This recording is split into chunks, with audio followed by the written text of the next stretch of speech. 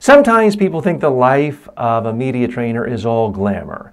It's about hanging out, training celebrities, famous politicians, flying first class, staying in exotic places like Paris and Bangkok. And it is true, I've done all those things, but it's not all glamorous. I remember once early in my career, this is more than a couple decades ago, I was conducting a media training for a political candidate in Central South Florida.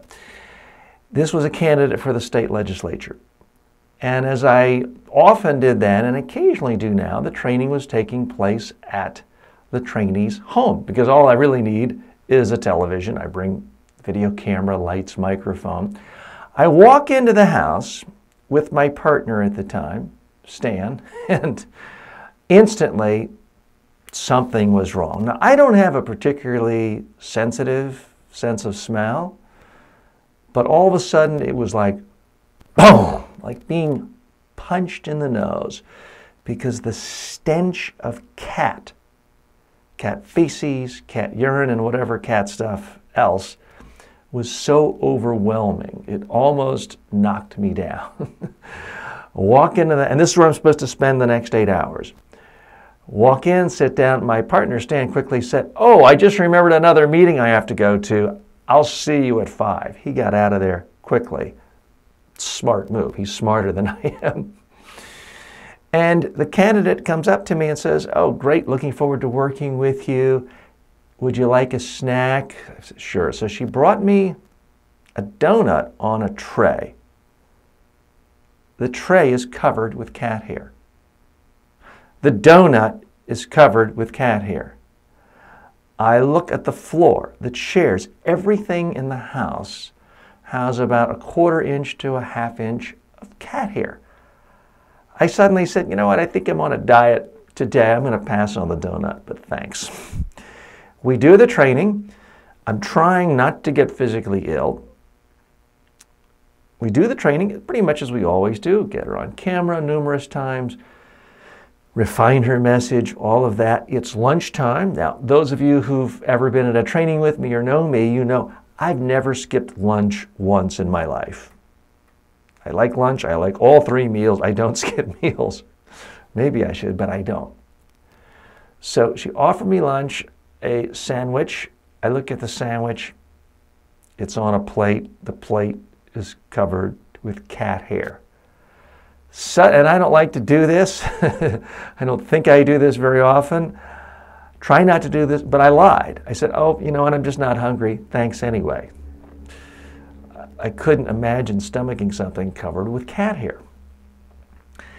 She did also offer me some potato chips. They were on the table, and I saw that it was all covered up in a nice cellophane bag. I thought, maybe that's safe. I opened the bag, looked at a chip, no cat hair, ate it, tasted pretty good. I ate another one. I'm starving to death at this point. I ate another one. I ate the whole bag. At least I'm not in pain anymore. And the chips weren't that bad. When I finished the bag, I turned it over and I looked at the expiration date. June 12th, 1989. Well, at this point, it's about 1994.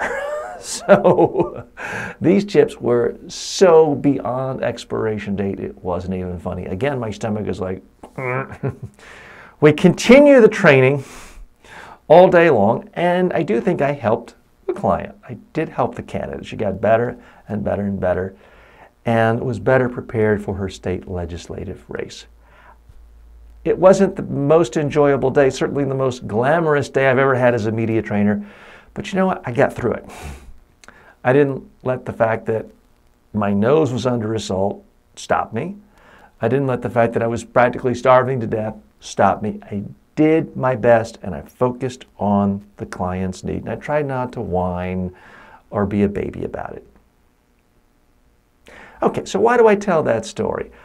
I don't use this story very often, but certainly in a question and answer session, when someone's asking me about life as a media trainer, or if I'm speaking to a Toastmasters group where a lot of people sort of aspire to be a presentation coach, media coach, they do find it incredibly interesting, and they think of it as all glamour. So it's useful to let them see there is another side to it. But I also want them to know that if you're going to be good at it, and as I like to think I am, you have to ignore things that would just bother most people to the point where they couldn't function and just do the job. That's what I try to do, regardless of the obstacles, regardless of anyone else's attitude, regardless of horrible stench in the room. I just do my job, and that's the message.